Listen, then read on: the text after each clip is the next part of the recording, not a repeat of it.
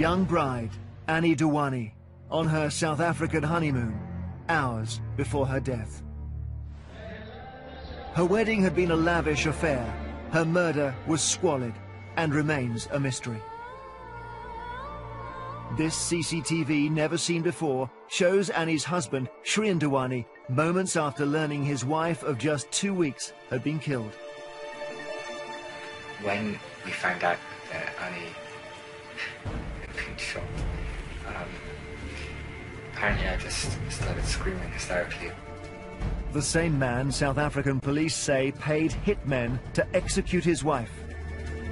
I'm not a legal expert, but what we know that he did partake in the killing of the wife. Anni's family are devastated and they're desperate for Shrien to go back to South Africa and stand trial. He must give us the answers. He must go to South Africa and tell us what happened. In July, a British judge ruled Shrien must go. But what evidence does South Africa have that Shrien Dewani was behind Anni's killing? Panorama's obtained the police files and given them to leading forensics experts to review. Their findings are damning. I would veer towards an accidental discharge rather than a deliberate shooting.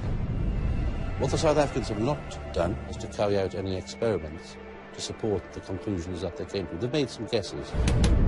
This is not an investigation that would meet the standards in this country. There is simply a cloud of suspicion hanging over him rather than any evidence that he was involved.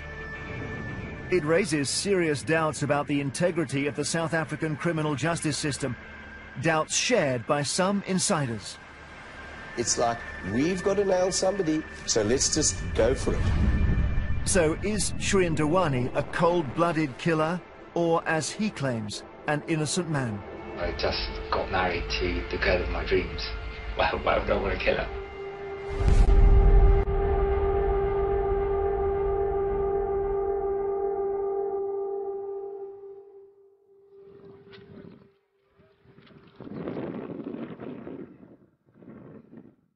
Today is the 14th of 11th, 2010.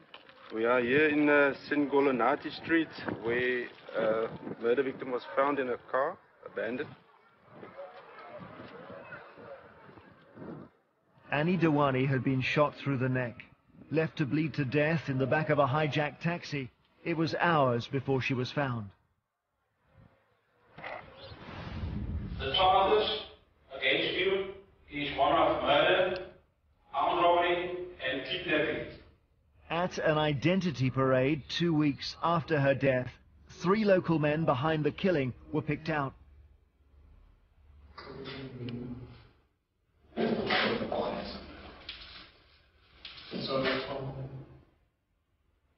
All 3 have since been convicted, but the South Africans believe one man is missing from this lineup: Anni's husband, Shrien Dewani.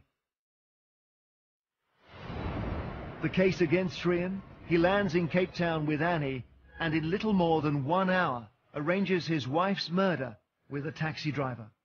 30 hours later, Anni was dead. Dewani is wanted in South Africa for the alleged murder. The idea that Shrien organized the killing has generated huge interest all over the world. Well, the Dewani story has not only dominated headlines here in South Africa.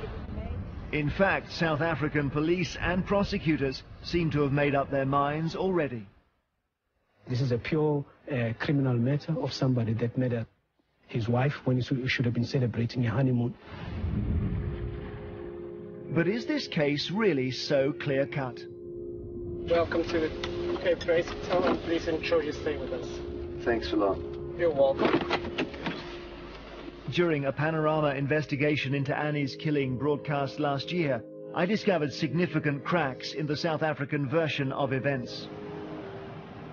CCTV filmed here at their hotel, the Cape Grace, revealed a couple seemingly in a loving relationship. This is, in a way, the couple whose story has not been told in the accounts of these events so far. Until our program, none of this CCTV had been shown in public before.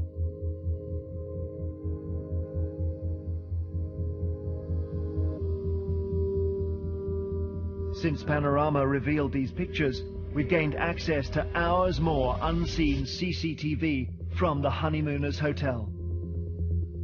As we'll see later, it gives further insight into key moments of the case.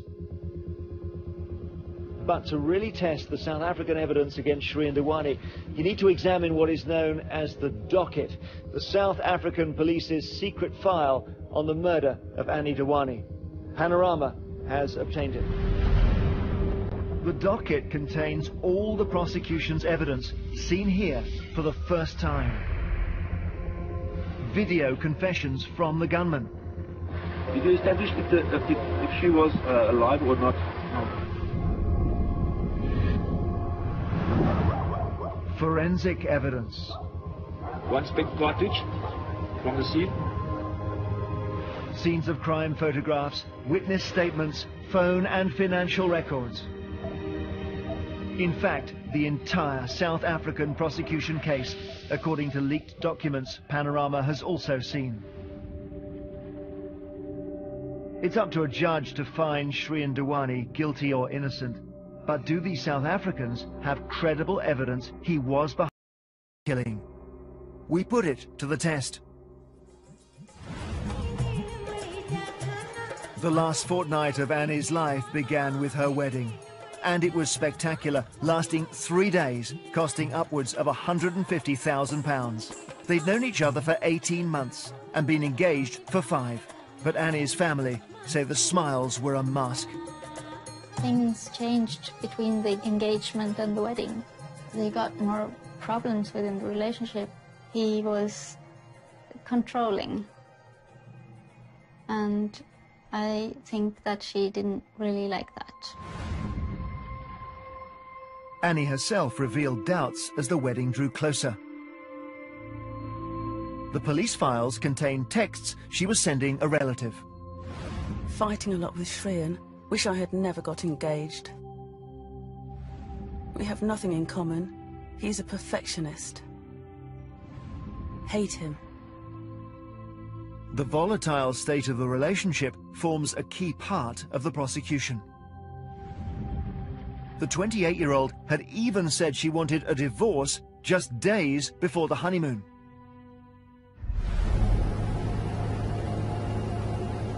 But the couple flew to South Africa as planned, spending 4 days at the luxury Chitwa Chitwa Safari Lodge. While there, Anni texted again. I'm really trying.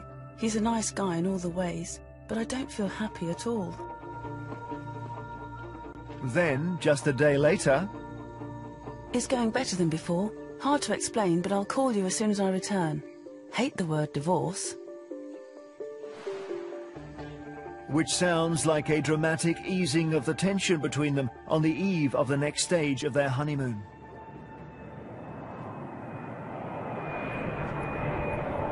The next day, safari over, they flew to Cape Town. And now begins the chain of events which will end Anni's life and see Shrien accused of ordering her murder.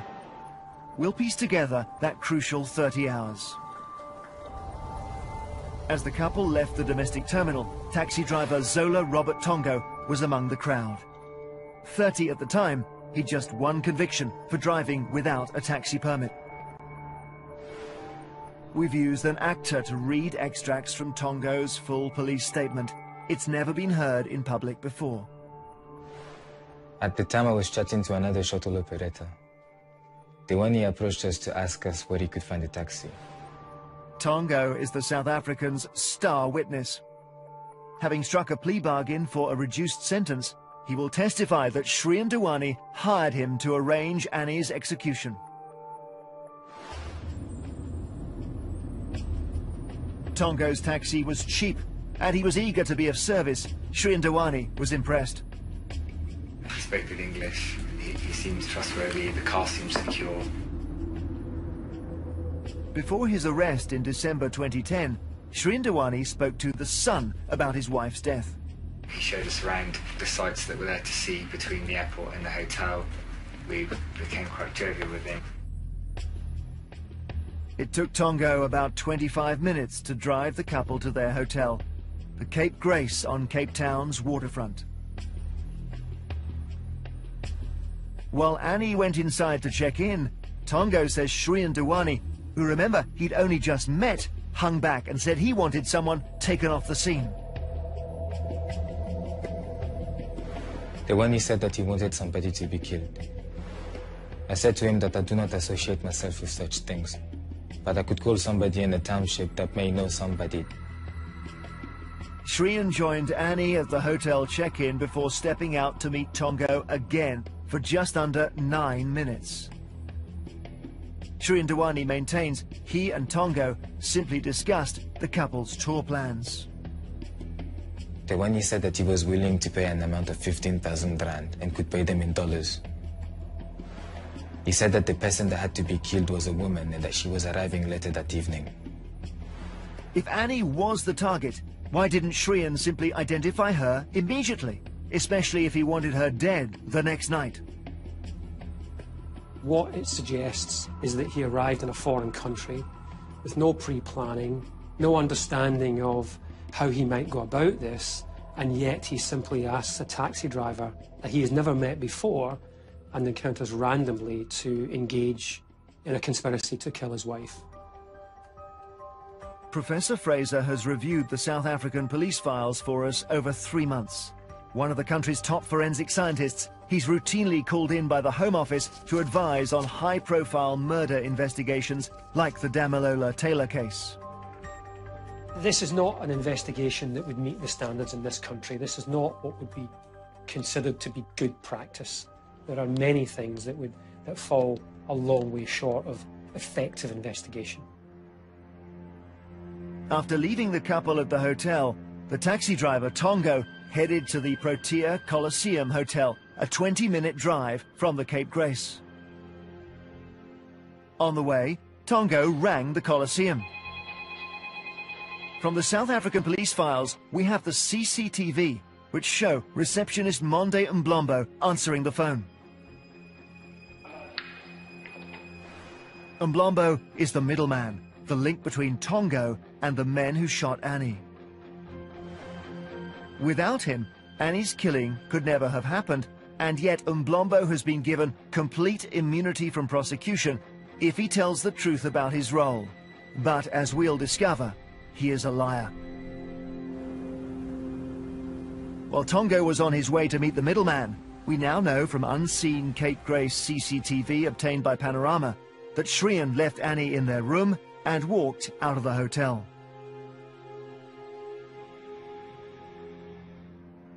Over at the Coliseum, Tongo is pleased to see the receptionist Mblombo. He puts his hands to his head, a local sign of celebration, and they go outside. I informed Monday that I picked up a client from the airport and that he wanted somebody taken off the scene and was willing to pay 15,000 rand. Monday said that he knew of a guy in the township and offered to contact him. According to their testimony, in less than 2.5 minutes, first-time killers Tongo and Mblombo agree to organize Anni's execution. Tongo brushes aside Mblombo's colleague when she asks what's going on.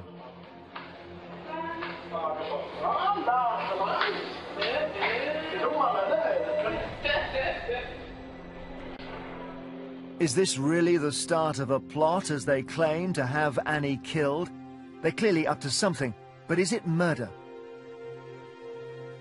In the back office, Mblombo gets a number up on his phone so he can call an old friend, Umziwamadoda Kwabe, an unemployed 25-year-old from Cape Town's townships. Again, an actor reads his words. Monday told me there's a job that needs to be done, but he cannot go into detail. Like Tongo, Kwabe has struck a deal for a reduced sentence and will give evidence against Shrien Dewani. Monday gave me Kwabe's mobile telephone number. Monday stated that he wanted 5,000 rand for organizing Kwabe. Monde, the receptionist, denies wanting payment. There is a difference in getting money when somebody has been killed. I would call that blood money. So I was not expecting anything from that. But after Tongo leaves, Mblombo seems more than happy about what's gone on. Does this look like a man who's just arranged a murder? The middleman, who has no previous convictions, will also testify against Shrien Dewani in any trial. He still enjoys immunity from prosecution and remains a free man. The prosecution have got to be very, very careful with what witnesses they use, because you are actually dealing with people who are criminals, and they are going to be there to try and save their own bacon. Just about the time Tongo left the Coliseum Hotel, new footage reveals Shrien Dewani returning to the Cape Grace. He'd been to a bureau de change, changing £800 into South African rand, and he'd been shopping for a red rose for his bride. 5 minutes after Shrien arrived back at their room, Annie spoke to her parents. It wasn't her voice. It wasn't normal Anni. I found something is not okay. It was the last time they ever spoke.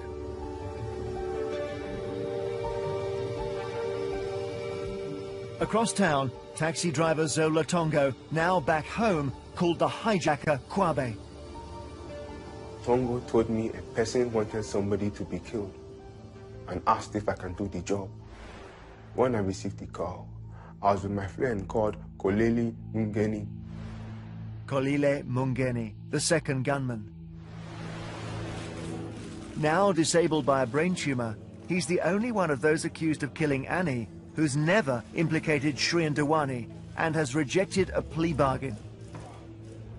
At his trial last year, Mungeni was found guilty of being Annie's murderer. The evidence of Kwabe, the other gunman, was key. Mungeni and I discussed the matter in more detail. He suggested we agree to do the job for 15,000 rand. The prosecution's case is that in just 2 calls, one lasting 79 seconds and one lasting 41, the taxi driver Tongo had hired Annie's killers.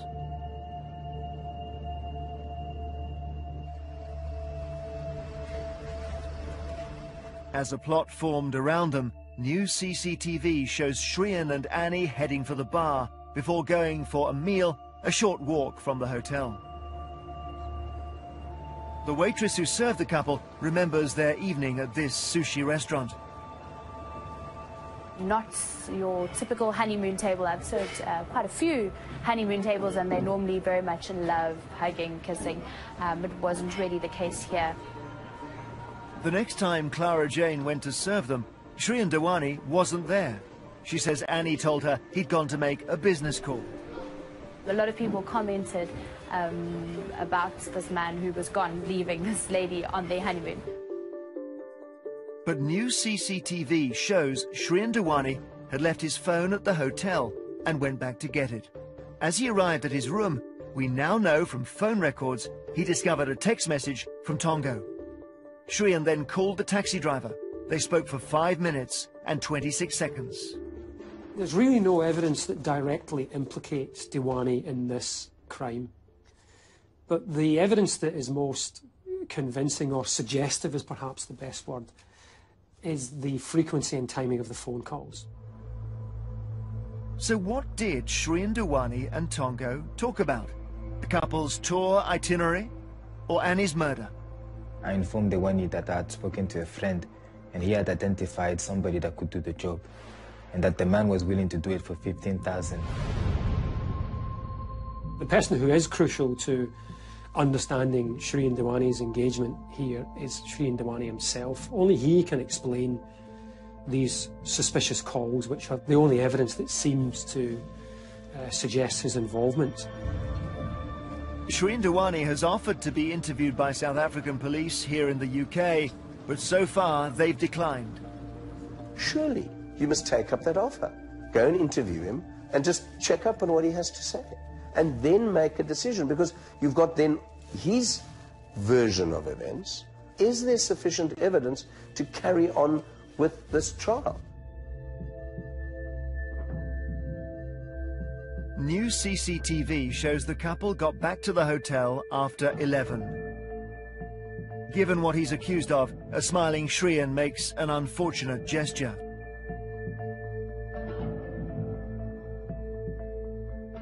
Anni doesn't seem to react.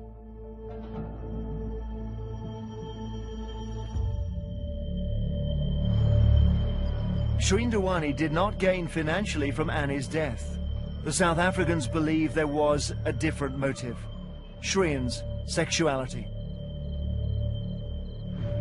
This is the German master, a male prostitute based in the Midlands, real name Leopold Leiser, who's given a statement saying Shrien was his client. The German master's evidence for me is amongst the most credible aspects of this case, and perhaps the only evidence that in some way provides clear motivation for Shrien Dewani to be involved in this conspiracy. Leiser says he sees lots of married men and has told of 3 sexual encounters with Shrien, the last a month before Shrien and Anni got engaged. He said that she was a nice, lovely girl and that he liked her, but that he could not break out of it in any way because he would be disowned by the family. He also said that he needs to find a way out of it. So this does fill in the search for motive. To be very clear about this, I think this provides sufficient motivation, but motivation isn't evidence in itself. So we would still be looking for evidence of Shrien's direct involvement here. Whether or not Shrien Dewani is gay or bisexual, we can reveal medical records from just days before the honeymoon show the couple were actively trying for a baby.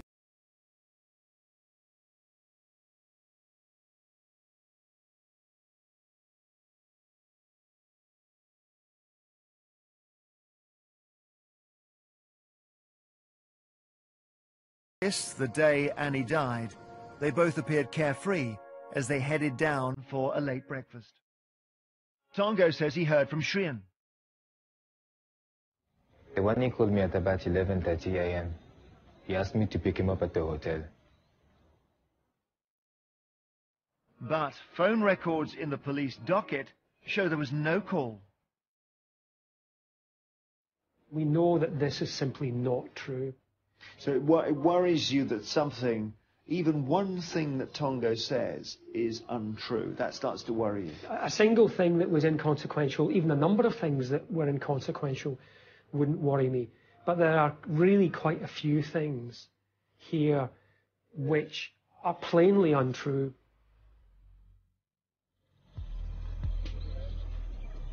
Half an hour after the phantom phone call, Tongo arrived at the Cape Grace to pick up Shrien.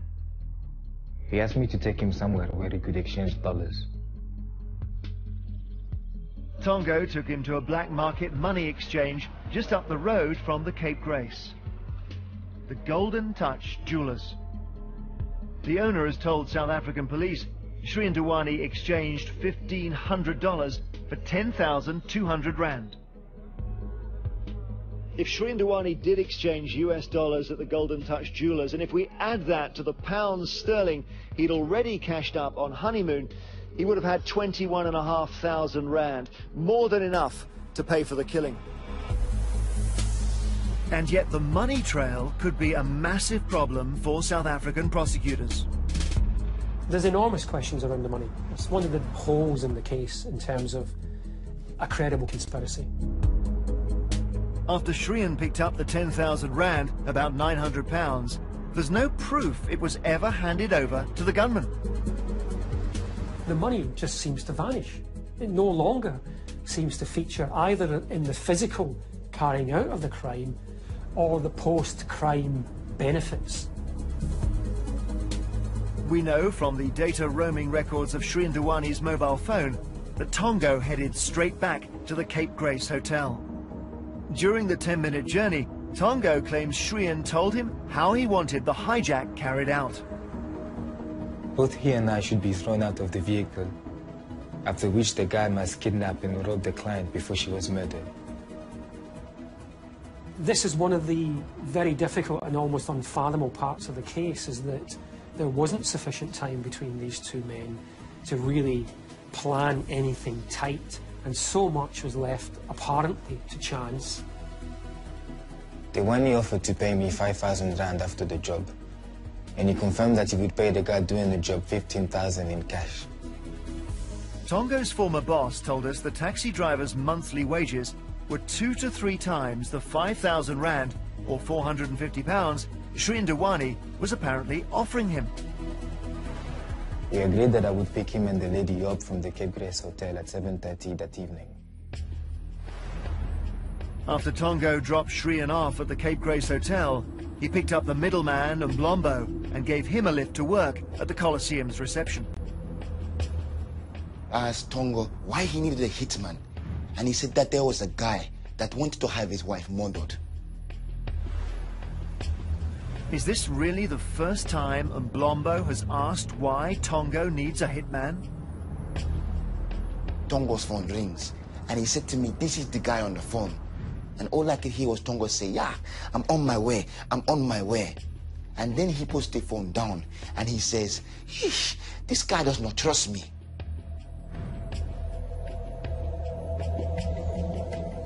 Yet the phone records in the police files reveal Shrien Dewani made no such call to Tongo. So Mblombo is lying. Shrien Dewani now had 10,000 rand, £900 in cash.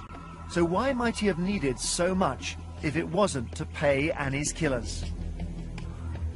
We've learned that before he was a suspect, he told people he'd been planning to surprise Anni. His plan? A romantic helicopter trip the next day.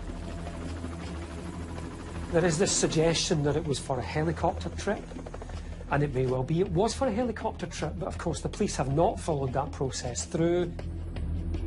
CCTV from the police file revealed that as Tongo drops Mblombo off at work, the 10,000 rand cost of a helicopter flight is all the staff are talking about.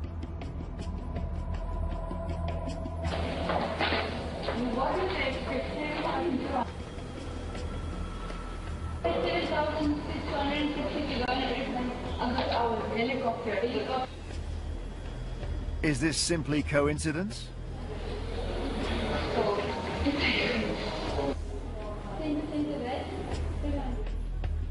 As Tongo and Mblombo walk in, it becomes clear Mblombo is central to what's being discussed.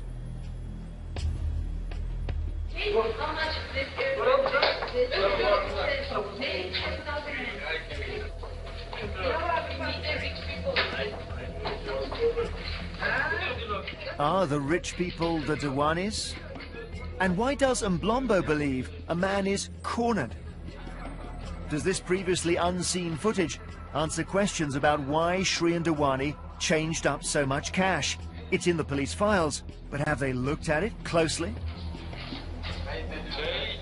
They never stopped and paused and thought about the fact that this conspiracy may have linked back to someone else, and they could have put these things to Shrien Dewani and asked him why he went and got that money, and crucially, where it is now.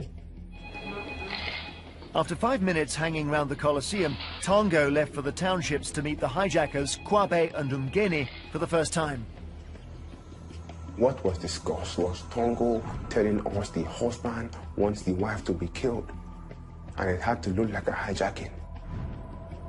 The plan was for Kwabe and Umgeni to hijack the taxi in a township that night. Yet there's no evidence Tongo told Shrien Dewani. We know from phone records in the prosecution file that not once after the gunmen met Zola Tongo did the taxi driver ever call Shrien and tell him the plan to kill Anni was in place for that night. Now, is it really credible that Shrien, a man described by Anni, her family and his own family as a control freak and perfectionist, would have left so much to chance?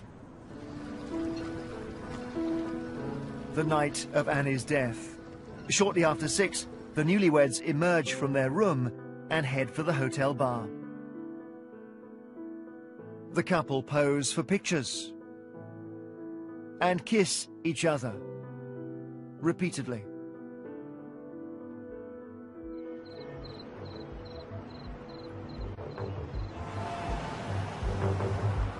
Meanwhile, over at the Colosseum Hotel, the fixer Mblombo, who's only admitted to putting Tongo and the gunman in touch, is revealed by new CCTV to be far more involved.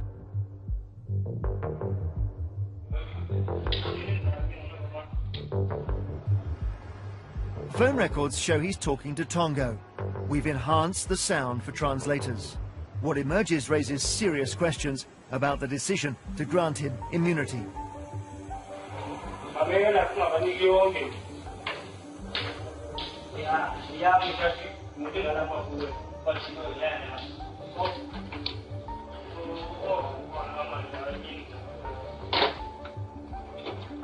Mblombo seems to be in charge. So why is he still a free man?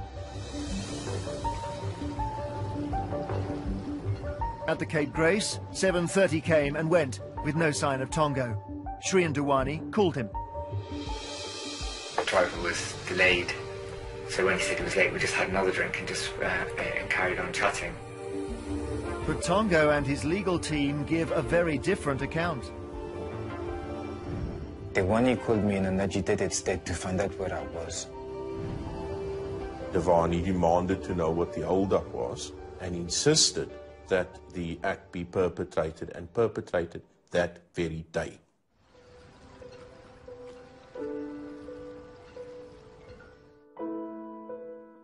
This is CCTV of that call.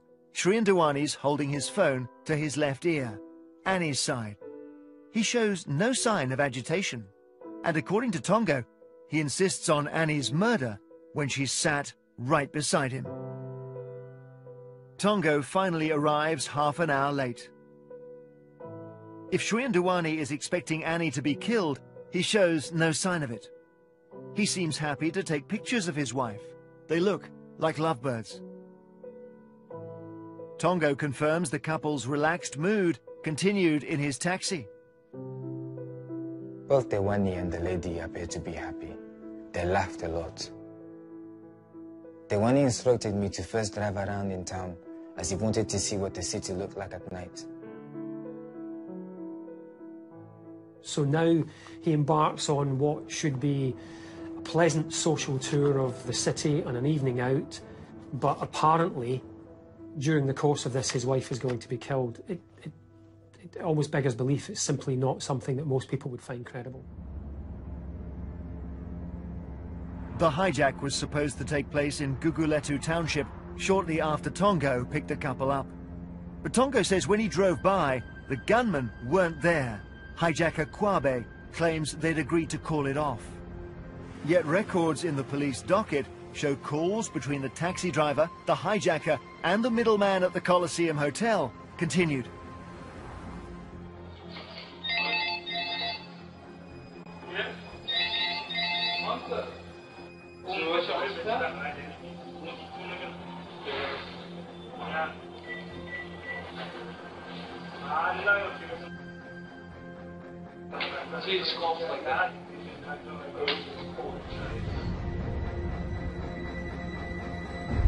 Moments later, as they arrived at a restaurant in the beach resort of Strand, the taxi driver Tongo claims Shree and Dewani became furious that Anni's murder had not yet happened.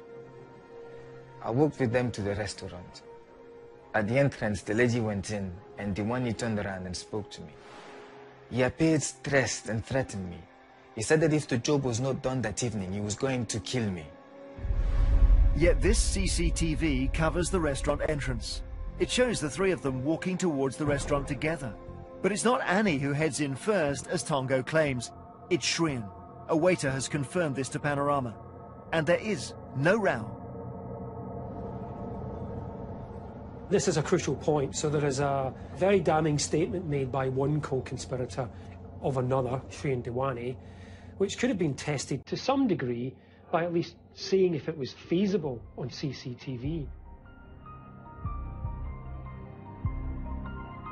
If the timer on the CCTV is correct, phone records in the police file show that 8 seconds after disappearing from view, Tongo calls the middleman. So in just 8 seconds, Shree and Dewani is supposed to have threatened Tongo and demanded Anni's murder that night. What we know from the CCTV is that this couldn't have happened. And yet the South African police are either unaware of that or have simply disregarded it. The hijacker Kwabe, who like Tongo has agreed a plea bargain, says the taxi driver called him. Tongo told me that he is still in Somerset and that the husband wants the job done that night. The one he called me and wanted to know if I had arranged for the guys.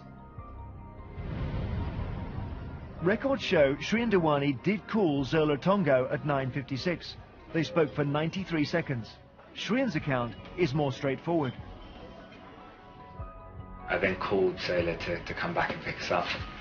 So we came outside the restaurant and he was waiting.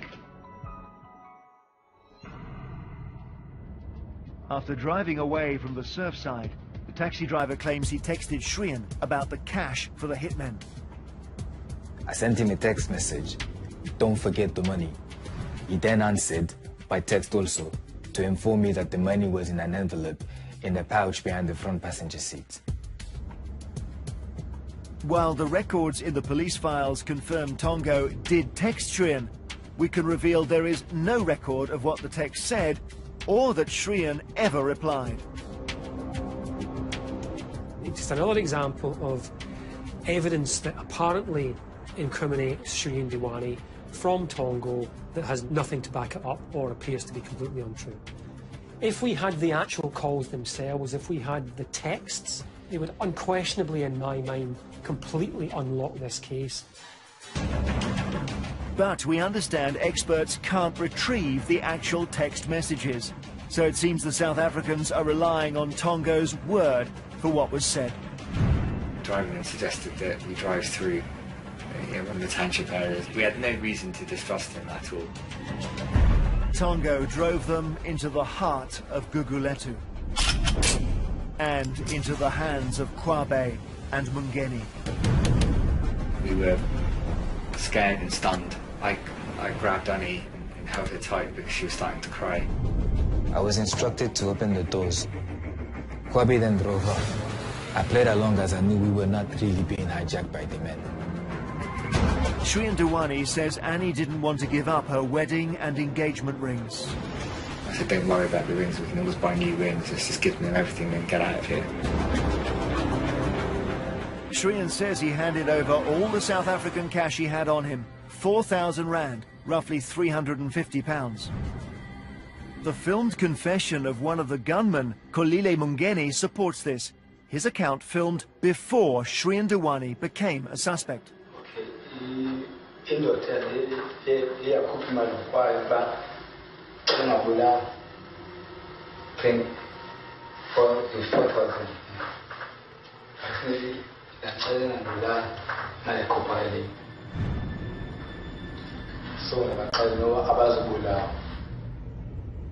Not long after the taxi was hijacked, Zola Tongo got out here. Before Tongo got out, he told us that the money is behind the front passenger seat in a pouch. The hijackers drove off into the darkness of Khayelitsha Township. I heard them pleading with us not to harm them. The driver then said, we just want the car, we're not going to hurt you, but we're going to let you go, but let you go separately. Again, Mungeni, the only one to reject a plea bargain, confirms Sri Dewani's account.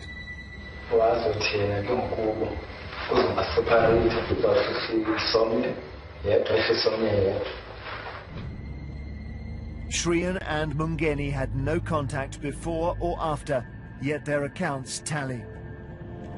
Around half an hour after the car was hijacked, Shrian was ordered to get out. He was holding onto an house and just let us both go together. Again, his account mirrors Mungeni's.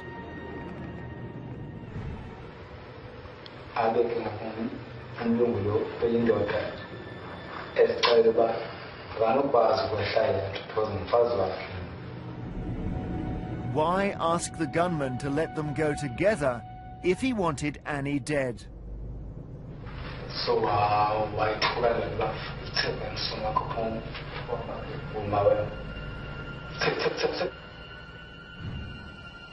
They priced us apart. They held a gun to my head and said, either you leave or we'll shoot you. Sri Dewani was now alone in a township notorious for gun violence. The car just sped off. My heart was racing. Luckily, he stumbled into this man, local government auditor Simbonile Matokazi. He was pacing up and down the road here in panic, and he was sort of like shaking. I thought he was crying. Simbonile called his cousin, a police officer. He says Shrien became frantic. Police took so long to arrive. When I found out that he was accused, I was a bit surprised because I don't think this guy had killed his wife. You know.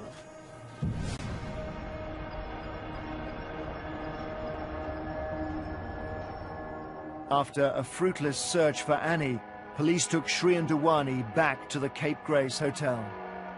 He looks like a distraught man on previously unseen CCTV, shuttling back and forth from the couple's room to police who gathered in the hotel's internet room. The taxi driver Tongo was also at the hotel. I heard the policeman referring to the lady as Dewani's wife. That was the first time that I realized that the lady that Dewani wanted us to murder was his wife. So he'd no idea Anni was Shrien's wife, even though he'd picked them up from the airport and driven them around for hours? The police had told us all night that it's about robbing and taking the car, and so we were all convinced that Anni would be found alive.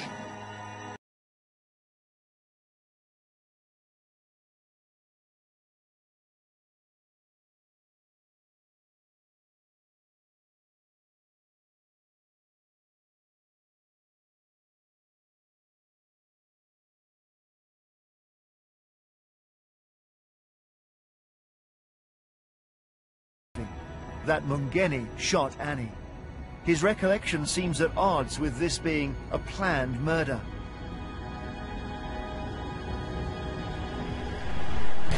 The shot I wasn't expecting, so it gave me quite a fright, you see.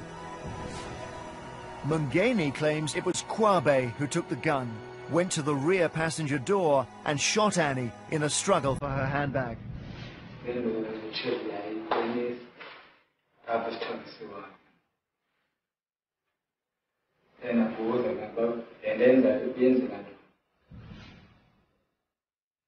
The gunman dumped the car here in Khayelitsha Township, leaving Anni lying across the back seats. They stole her handbag, the couple's mobile phones, designer watches and jewellery. Police valued the haul at £8,000, 6 times the price of the alleged hit. 2 of Anni's rings were recovered, one beneath her body, and her £25,000 engagement ring hidden in the rear seat. If this was murder made to look like robbery, why not take the rings? If it was simply an execution, wouldn't the hitman have stayed to check Anni was dead? Did you establish if she was alive or not? No. Is there something else you want to show me?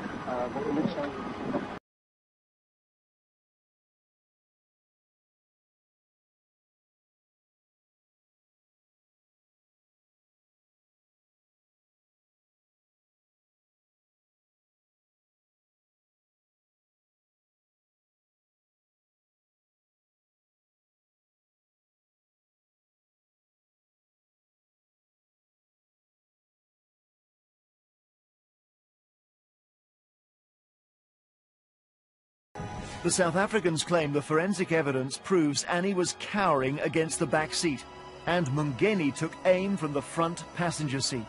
So they claim he deliberately shot her, with the gun barrel 5 to 10 centimeters from her body, which means her death was not an accident.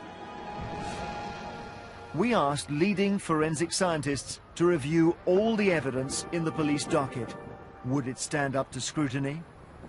Was Anni cowering back in her seat, as the South Africans claim? Was Anni in a defensive position when she was shot? There's no pathological evidence to support that, no. Home Office pathologist Dr. Shepherd takes a very different view to the South Africans. There is no evidence of any blood spatter against the seat around the site of recovery of the bullet. If you'd been pushed back against it, as the bullet exited her body, it would have caused damage and spatter around that point, and there isn't any. So she's leaning forward. Or sitting forward on the edge of the seat. It surprises me that the scenes of crime people have not considered it. And we have a pink rod going through the hand. If Anni was leaning forwards, can the South Africans be sure the gun was held at a distance from her? The size and shape of that pattern of soot on the back of her hand would indicate a very close range, potentially less than 5 centimetres. But it is possible. Until its closure last year, Mark Mastaglio was the leading firearms expert at the Home Office Forensic Science Service. If we take your analysis of the facts, it makes it look more likely that this gun went off in a struggle where it was right up against her. Is that right? I think that's a fair statement. What the South Africans have not done is to carry out any experiments to support the conclusions that they came to. They've made some guesses. It was sloppy. I think this is a major flaw in the investigation. And what about the murder weapon? Could it have gone off accidentally? There seems to have been no examination of the pistol to determine whether it was susceptible or had a propensity for accidental discharge. Could it go off in a struggle, for instance? There are standard tests you carry out. All we have is a blanket statement that the gun was in working order. If tests were not done to rule out accidental shooting, does the post-mortem evidence support the South African view that Anni's death was deliberate? And if so, a planned murder? If it was a deliberate shot, I'd have expected a shot in the head, maybe over the heart, not one that struck the neck. It's an unusual place for an assassination.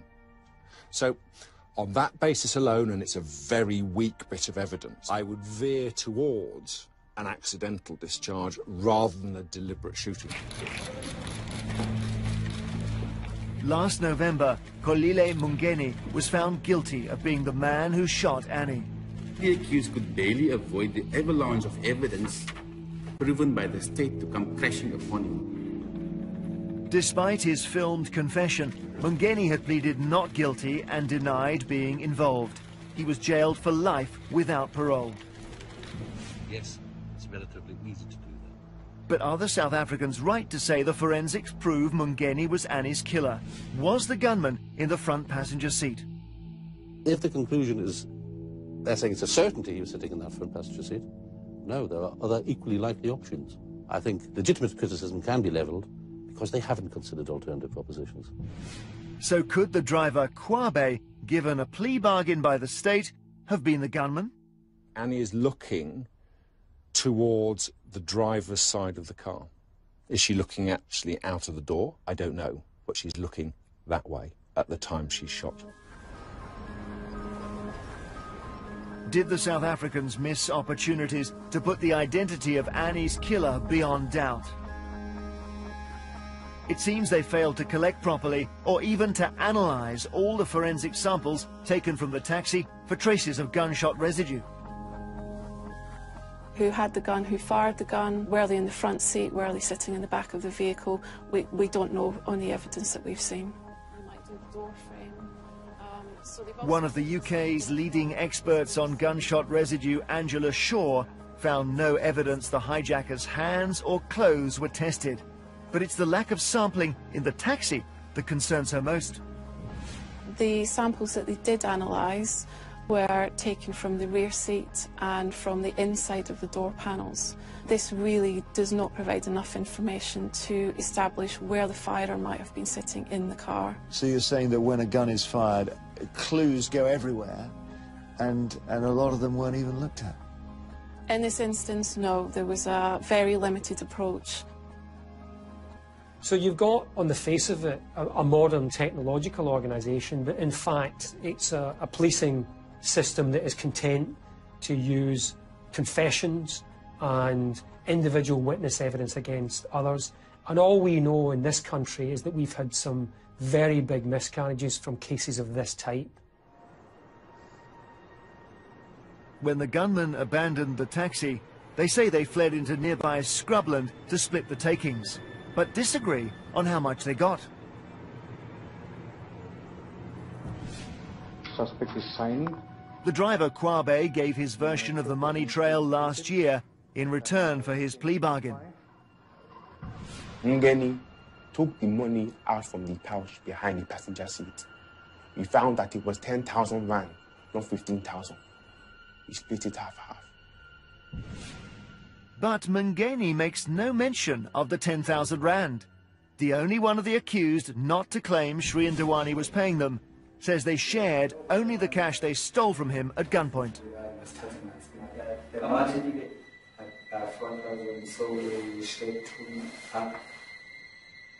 And there's evidence to support that, as Mngeni spent just under 2,000 rand on trainers and clothes the day after Anni's killing. So what happened to the missing 10,000? It's not at all clear if this money was in the vehicle, despite lots of talk about it being in the cubbyhole.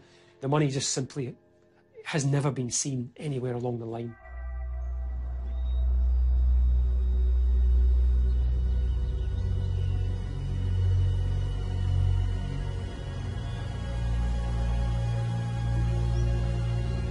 New CCTV from Sunday morning shows Shrian taking the call telling him Anni was dead.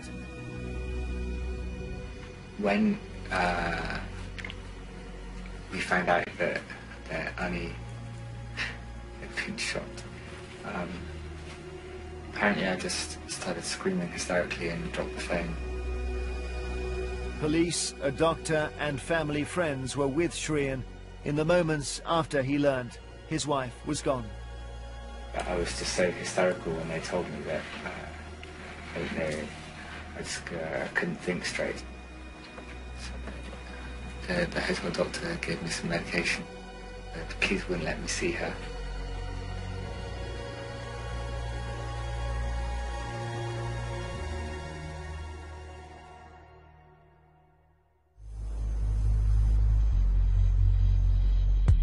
The cameras capture Shrian's shifting emotions in the hours after Anni's death.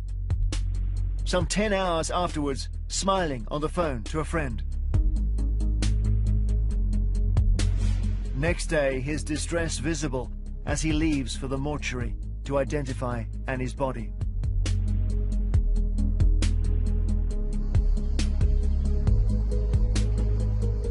Before leaving South Africa, Sri and Dewani had one final meeting with Zola Tongo. Seen here in white, the driver was still a witness, not a suspect. I met up with Dewani, where I received 1,000 rand as payment for my role in orchestrating the murder. Holding a white plastic bag, Shrian meets him in the lobby, and they enter the internet room, which has no cameras, although other guests are in there. After just over a minute, Shrian leaves, minus the bag. Tongo, 10 seconds later, with the bag under his shirt. He heads straight to the gents. The bag contained an envelope which contained 1,000 rand. I realized that Dewani had not paid me the full 5,000 rand as we previously agreed. Tongo left the hotel with the bag in clear view. He says he went looking for Shrian, having realized he'd been shortchanged. But CCTV reveals that to be untrue. I had no further contact with Dewani after that.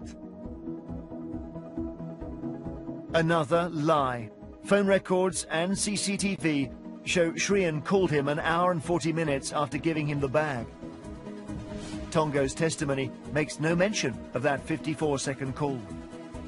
That's the 6th time the CCTV contradicts crucial evidence in his sworn statement. So was Sri and Dewani shortchanging the man who'd organised Anni's murder? Or was the 1,000 rand, £90, simply payment for his services as a taxi driver? Tongo was arrested a week after Anni's death. The very next day, the taxi driver agreed a plea bargain with prosecutors, a lesser sentence in return for evidence against Sri and Dewani. The speed surprised some senior legal figures. It seemed to me that the prosecution service was under some political pressure to get a result as soon as possible. Even Tongo's jail sentence was agreed that weekend. 7 years off a 25-year sentence. he could be out in 2020. Annie's father had still to approve the deal. The prosecutor asked me, Vinod, do you approve of this if he tells the truth? I said, yes, I want to know the truth. What happened to my Annie? Just 2 weeks after Tongo's arrest, the South African High Court rubber-stamped it all. You are effectively sentenced to 18 years direct imprisonment. The court will accept. Shrien was now officially a suspect. Tongo's lawyer is satisfied South Africa's National Prosecuting Authority, or NPA, acted properly. The NPA must be satisfied that it's sending the right message, and the judge, of course, at the end has to endorse that it is, in fact, in the interest of justice. Others are wary. A sentence was imposed without ever seeking to check the veracity of the allegations against the other conspirators. In South Africa, things are not happening as they should. I don't believe the prosecuting authorities are checking up on their evidence beforehand. It's like, we've got to nail somebody, so let's just go for it. But why apparently so little interest in establishing whether the taxi driver and the hotel receptionist were telling the truth? Could fears for South African tourism have played a part? It is certainly a far preferable outcome to have a finding that this was a murder that was arranged between Tsonga and a foreign visitor, rather than evidence of rampant criminality in Cape Town. We put all our findings to the South African authorities. They say it would be improper to engage with Panorama on the merits of the case, as trial by media would violate Shrien Dewani's right to a fair trial. But we want to assure all our people in South Africa and around the world that our justice system is fair and Mr. Dewani will get a fair trial. Shrien Dewani remains sectioned under the Mental Health Act, as he has been since 5 months after Annie's death. In July, a British judge ruled that while not yet fit to plead, he should return to South Africa, where there are no juries, to stand trial. He's appealing. If convicted, he faces life imprisonment. The key witnesses? 3 men, all involved in Annie's killing, who've all done deals with the state. If you were him, would you go anywhere near South Africa? I wouldn't, not given the quality of investigation that I've seen by the South African police. Annie's family have publicly condemned this program as trial by TV. They want Shrien Dewani tried in the South African courts. He must give us the answers. He must go to South Africa and tell us what happened and why. Every single day is a nightmare for us. It's a big torture. The CCTV shows Shrien Dewani leaving the room he shared with Annie for the last time. Within weeks, he would be a public hate figure, identified as the man who'd ordered his wife's murder on their honeymoon. Clearly, there are questions for Shrien Dewani to answer. But can justice be done? Or has it already been undone by incompetence, flawed evidence, and lies?